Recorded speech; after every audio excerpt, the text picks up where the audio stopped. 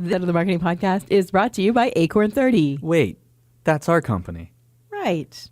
Although some people think we're a bit nuts, we work with businesses to help them grow into mighty oaks through creative campaigns, amazing websites, and funky branding. Check us out at acorn30.com. On this episode, we're talking about mobile payments. Subway launches a new mobile token program. Europe's shoppers are now buying into mobile commerce. And Canadian Tire goes mobile with their Canadian Tire money.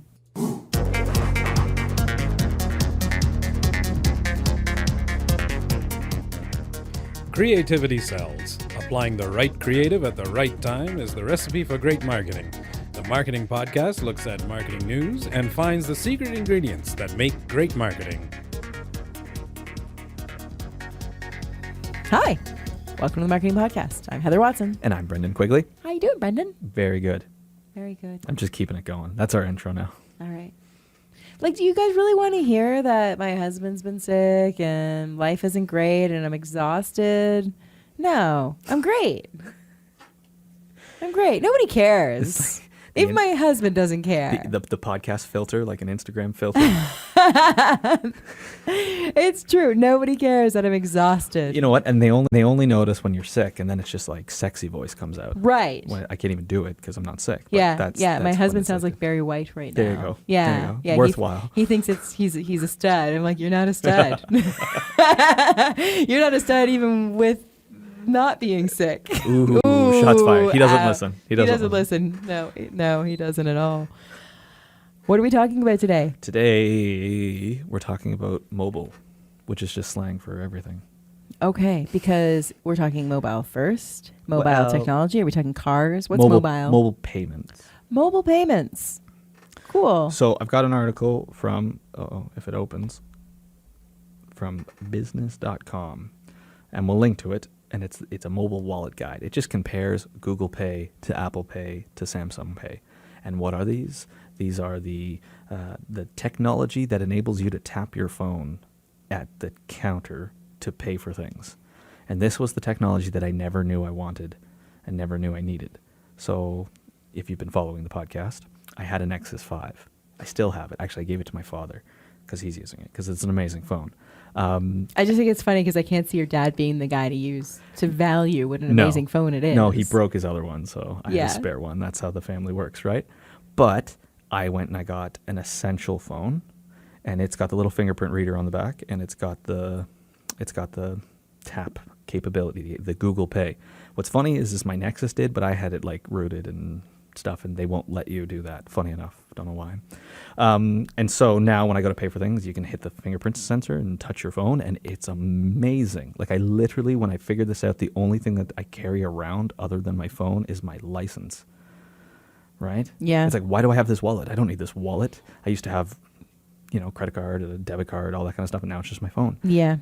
Yeah, it's a fantastic thing. I adopted Apple Pay because, I am an Apple user, and I started using Apple Pay probably close to a year ago now.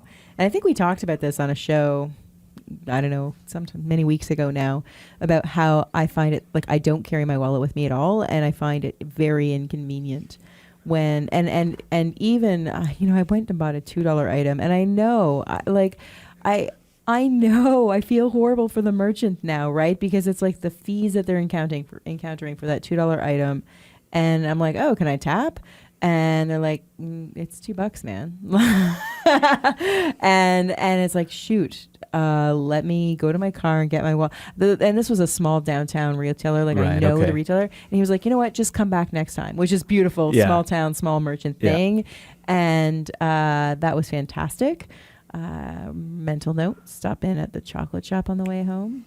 But aside from that, I use it everywhere, always. So this is why it matters, because I use it everywhere, always. Yeah. And so if you're a small business, convenience for your customer, that customer experience, that's super important. And I really do think that we're only going to see an increase in this type of payment. And it's not just having the payment method, but it's also like training your staff on the payment method. Training the staff on the payment method is really important to me. I, again, out and about, I was out on a day trip out of town. And every small retailer who I went to use tap, and they didn't accept tap. And I don't even mean just tapping of my phone. Tapping of my phone is one thing, but just tapping a credit card, right? Yep. Or tapping my bank card. And I know in the US, tap isn't a thing, by the way, for credit card and bank cards. Did not know that. Yeah, tapping phones is a thing, but tapping plastic is Interesting. not, and their banking system is totally different. So Canadians have had the luxury of being able to tap at terminals for quite some time. Didn't know that. Not a thing there. So I was in a small town in Ontario, and anytime I went to even just tap my credit card, because I assume small Ontario town, rural, don't have tap to pay with my phone. Like they're not Apple Pay. Mine will work anywhere you can tap a credit card. Right. Okay. So Mine it has to go depends through on Apple Pay. Yeah. That's the limitation, right? And it's only on certain Apple devices that it works. So I go to tap my credit card and they won't, oh no, we don't tap. And this is back to the staff training piece. I get this big diatribe from every employee explaining that the fees are just too high. Right? Yeah, right. And it's the same thing. Like a lot of retailers don't carry or don't accept particular credit cards because the merchant fees are too hard. And my heart goes out to them. And I understand, but I don't want to hear it when I'm paying. I don't need to hear that. Just say, no, our machine isn't set up for that. You have to swipe it. You have to insert it. You have to. Don't guilt your customers. Yeah. I don't it's not necessary to give me that. Just say, oh, no, just slide it in the bottom or just do this. Yeah, right. Without making me feel bad because you're incurring fees. Yeah. The fact of the matter is we have, and this article that you've referenced on business.com, the lead is paper money is so 2015. We're in a cashless society now. I literally don't know what to do when I've got I've got cash on my wallet. No one, well, they won't be able to find me. But I got cash on my wallet. We'll spend it at the chocolate shop yeah, on the exactly. way back. Don't worry. I have no idea what to do. I have literally a trip to the bank. What do you do? How does that work? Yeah. People don't even go into banks anymore. There was a recent study on that, right? So mail my cash to the bank. Nobody likes to talk about fee increases, like price increases in their places of business. But if you need to increase your prices to offset the costs of doing business through mobile payment, through tap payment, through credit card and debit payment, then you need to do that. That is the cost of doing business. Mm-hmm. And soon, very soon, the cost of not doing business that way is going to be greater because you'll lose business if you're not already. People will leave items or not go into the store at all. I literally, when I get a text message to pick up something on the way home, I literally go to the store that accepts my credit card and my tap. As opposed to the ones that don't. Opposed to the ones that, and I'm actually surprised there's a few that don't. There's a few in the area that don't. And so it's like, huh? So I just go to the one that does. Yeah. Yeah. And I also heard of a business, and I thought this was absolutely brilliant. Tap only works for purchases under like $100 or something like that. Right? Yep. So I know one particular business was sharing with me that because of what they sell in the store, they never actually have, no transaction is below $100. Yeah. So they have the signage up anyways that they accept tap. Yeah. Because they do. It's never, ever, ever an issue. That's interesting. So it's a bit of a marketing point, yep. Right? People say, oh, wow, you guys are hip. You accept Apple Pay. How great. And yeah. Like, yeah, we do, but it's not going to work. Because your bill is going to be over $100 because that's the nature of the business we're in. Yeah. So I thought that was kind of an interesting take on it. I don't know if this is a great method to take, but I would imagine you could also look at your sales on the whole, look at your fees on the whole, and you don't necessarily have to raise your prices for each individual item. You could maybe the bigger ticket items with a larger margin could cover off. That's more for a bookkeeper to speak about, but there will be ways to absorb that fee. Yeah. Yeah. But you need to. Like, that's just what it comes down to because it's. You won't get me in. Yeah. Yeah. So there's that. So the next one is Subway, is there Subway in the States? Yeah. Yes. Subway's in the States. Yeah, because it's got like on the walls, it used to have like the map of Chicago or map of wherever. Yeah. Yeah. No, in the States it has a map of Toronto now. Make you feel worldly, right? So Subway launches a mobile token program. They've always had the token program. I can remember licking the stamps. It was just not token, it was stamps. Oh, and you could put it on that. That's Yeah. right. And you would go in proudly with your booklet. Your filled card. And it was like two sides. I thought it was genius too, right? It was like two sides, and if you had two sides, you get a 12-inch, but if you only had half, you got a 6-inch. I totally forgot they did that. That's amazing. So they've just launched a a mobile loyalty program. So Okay. there's an app to go along with it that lets customers collect tokens. So and we were doing the math on this. You start doing the math for every 4 tokens. Every dollar you spend, you get 4 tokens. Every dollar you spend, you get 4 tokens, and then for 200 tokens, you automatically receive $2 off any menu item, which is $50 which is $50. Yeah, to get $2 off. $2 off. But I think then it's like automatically applied, automatically receive $2 off when you're using the app, Right. right? And so part of me wonders, like, is this in response to, me saving up 5 subs and then going in and getting the family 5 subs in one go? Yeah. That they're trying to make people use, like, you hear about people hoarding away Canadian Tire money, and they've got like Yeah, we've done that. Tons I've bought appliances. appliances with Using Canadian Tire money. I wonder if that's the like on one hand, look, they've got an app and it's a mobile loyalty program. On the other hand, it's like they're forcing people to use their loyalty points. Yeah. Yeah. Really interesting. And this is across North America at 28,000 roughly participating restaurants. We've got the piece on our on the website, themarketingpodcast.ca, but this is off of Newswire Opposition. It's cool. I mean, who else is doing it? How else are they doing it? Well, Like I think the takeaway really is that loyalty programs, mobile loyalty programs, are really big. Like I can think of Papa John's. here we go, Again, Papa John's. it's like if you can count how many times I reference Papa John's. Papa John's got one. Tim Hortons has one.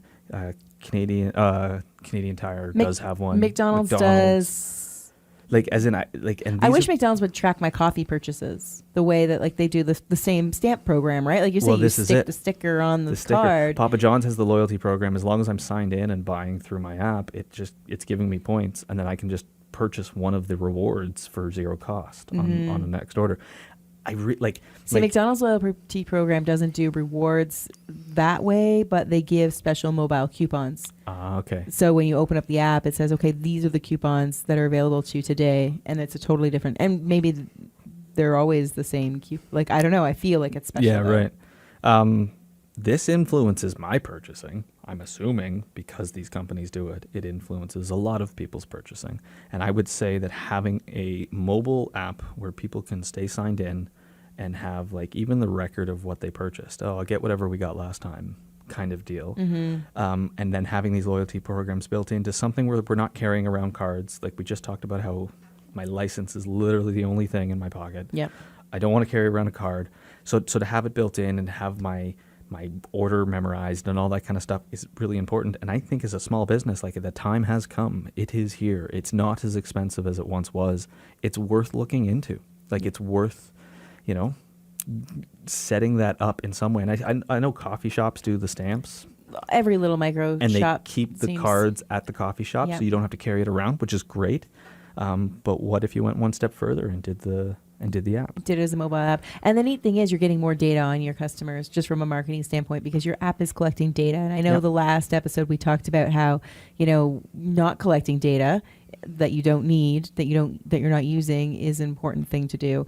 But by the same token, having data in terms of how frequently customers are coming in, even just getting their customer name, Joe or Sally or whatever. Yep. I mean, I find it's great when I go through McDonald's and I, say, hey, I'm hitting the drive-through and I'm like, here, I'm picking up order CM17. And they're like, oh, Heather?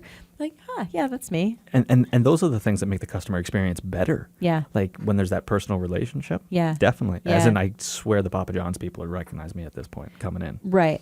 And interestingly, just one thing that popped up on this piece that you shared, they're doing at Subway surprise rewards, which is kind of fun too. So in addition to the earning and redemption of the points, the more that somebody orders, the more surprises they get, like free cookies, chips, and more. And guests will also receive a birthday surprise too. Huh. So that's kind of cool to be able to just surprise them with a thing. So different ways that you can use it. It doesn't necessarily have to be on a reward system. I think though, like you and I were doing the math before the show about how much money do you have to spend to get $2 off. I don't know why they do like you get 4 tokens for $1, like just dollar for dollar. No, like I don't and it doesn't have to be like you have to have. Well, I guess like dollar for dollar, but I mean, like they don't want to give you $10 for $10. No, so no, they're no. gonna I give don't. I you- just mean the points. Yeah. Point for dollar, right? Oh, so yeah. $200 spent equals 200 rewards, and when you collect 200 rewards, you get $2 off, or whatever. Right? Yeah, It right. doesn't mean it's but I guess it's a way of making them like not go, oh my gosh, I just spent $500 at Subway. Yeah, I guess, you know, and maybe I should curb my Subway habit. two party subs and you're $2 already. No. Yeah, Yeah. I don't know. I don't want to have to do point math, right? And it's the same thing with Air Miles and all those other programs. You know, you get 10 extra points for this, and I'd just rather be easier to calculate how I'm earning points. Yeah. Yeah. Yeah. And then like different points are valued differently at different places. I haven't even looked at how Papa John's does it, to be honest. I just get points. Yeah, exactly, right? Because if you know you could get double points by, you know, spending an extra $1 and your whole double thing is like you may. Right. It would you encourage might, like, you to. oh, Yep. I'll add that pop on there because I'll get twice as many points. Yeah. Right. Right. Yeah. My brother used to buy gas that way with Air Miles and Shell. Once you spend $20, I can't remember how it was working, but basically you had to hit that $20 minimum before you'd get any points. And then once you got to $30, it would kind of cap. So he would only buy $20 of gas at a time because he would always be getting like that minimum. You know, like people like to gamify it. You know, if they're hardcore, Make it a game. make it a game. Exactly. I can't see what Papa John's does here, but Yeah. it's something like that. Cool. So what are we on to next? All right. So the next article comes from Real Views. So it's realviews.com. We'll link to it. It's not realviews.com. But it's talking about how Europe's shoppers buy into what they're coining M-commerce. And that's for mobile commerce. And I can attest to this one too. So basically, for a growing number of tech-savvy, time-poor consumers in Europe, shopping from a smartphone is becoming an increasingly popular way to buy what they want when they want it. So they're saying that like over 60% of retail traffic comes from mobile devices. And it's expected to rise to 80% in the next couple of years. So, you know, this M-commerce has been steadily increasing in places like Germany and up to make up nearly 39% of e-commerce sales, while France, a place like France, sees about a third of the online sales through mobile devices. This really is just like an indication, right? They mention millennials in the article and how millennials are, you know, getting older and starting to buy things, and really the mobile device is the primary computer device. I can remember getting my first laptop and that being a big deal, and that put me on the internet. But nowadays it's like the hand-me-down phone that you get from your parents when you're young, and it just grows from there. So the reason I think this is important is because this is an upcoming trend. We've heard about, you know, get a website, then it was get an app, and it's mobile responsive, mobile first, all that kind of stuff. Even for people who are in retail businesses, you know, you need an online store, you need to be able to sell online. But this new area is like mobile online, like having a mobile app that people can buy from, which is super important. The other thing they mention is things like augmented reality and voice services, like prepping your business in terms of sales. Like, you know, as soon as you seem to get it nailed down, I've got my e-commerce store set up. It's like, well, guess what? The whole thing's sliding towards ordering from voice or ordering over your phone and delivery. Yeah, I think about, like, I have the Walmart app on my phone, and for me, as I'm, you know, once a couple of weeks, I'll place an order. It's delivered to my door, but I keep a running shopping cart during that couple of weeks. Yep. And if I'm standing in the kitchen and I'm, you know, suddenly out of mayonnaise, I would love to be able to say, hey, voice assistant, add mayonnaise to my Walmart shopping cart. That is so close. It's, yeah. You know, now I have the ability, like I have, obviously there's items, my favorite items that I purchase, you know, the toothpaste, the toilet paper, the granola bars, whatever it is that I routinely stock in the house are kind of identified as my favorites. I have the ability with my phone to scan a barcode, and Walmart will add that to my cart based on the barcode. Even better, and I've tried this a little bit, is the auto ship stuff. So, you know I go through a package of toilet paper and toothpaste, and whatever vitamins every month. So every month, please ship me that stuff. I've turned it off mostly because my credit card expired, actually. Like just the date, and I haven't updated that piece of it. But I'm still buying them through the weekly buy as I buy them. So the auto ship, it just became lackluster to me, I guess. But being able to add that voice piece to my shopping cart through my mobile phone, which is in the room with me, guaranteed 100% of the time, whether I'm in the kitchen or I'm in the laundry room, I'm in the bedroom, it's with me. Bathroom. I need more toilet paper. Wherever I am, the phone is, and to be able to say, while my hands are busy cooking in the kitchen, because that's where I'm using my phone on hands-free most of the time. To be able to say add that to my cart would be amazing. But even at the very least, it's if I'm stuck in line somewhere, I can just quickly open up my app and add that to the cart. So it's like my running shopping list. Yeah, and like I don't know how often I go to Amazon first to look for things, even if it's just to check prices, right? So it's definitely having your product as a business, your retail product available online. But almost more importantly is that available on the mobile phone, because really that's the first place people are using to check. And then we were talking about it a little bit before there, is like having the account so that they're logged in. That's part of the reason I go to Amazon, because it's easy to stick it in the cart and save it for later. You may never buy it, but it's there. It's there, and you can reference it and park it there. And this is a trend. Like this is like, we can see it coming, so it's not like we're predicting anything. Like it's clearly coming, but this is definitely something. If you're in that position, start thinking about this now. How are you going to make your retail more mobile friendly? Yeah. Awesome. Speaking of people who made it mobile friendly, well, I think they've had the app for a while. Canadian Tire. Oh, Canadian Tire. We're on to Canadian Tire. Yeah.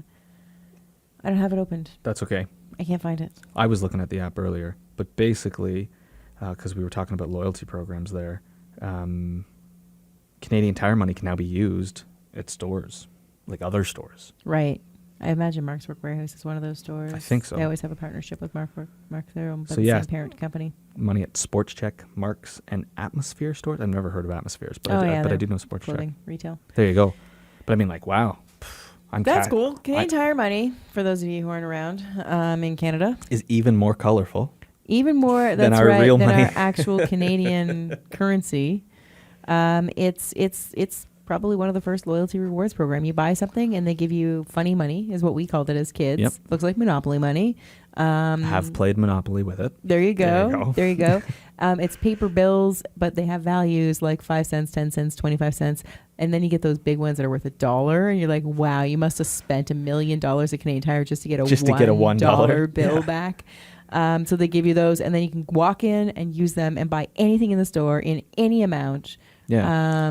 You know what? They've done a good job of this, because they transitioned recently to like a digital wallet. They didn't do a good job of that. Well, they did it for me. Oh, yeah. Because they went to a key fob. Yeah, but I just give them my phone number now. I never have the key fob. So before, right, but they didn't have that initially. They were forcing this stupid little key fob that you'd have to go on and activate and then bring the key fob in with you.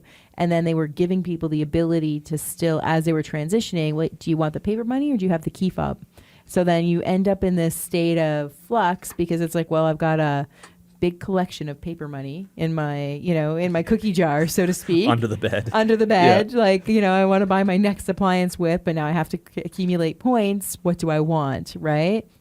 So they made it a little difficult. They lost a lot of consumers over the little key fob piece. Oh, really? Yeah, it made news. It was a big deal. I have to say, you go to Canadian Tire, they had 2 cash registers at every, 2 cash drawers at every register. Yeah. Because they would have one for the Canadian Tire money and one for the real money.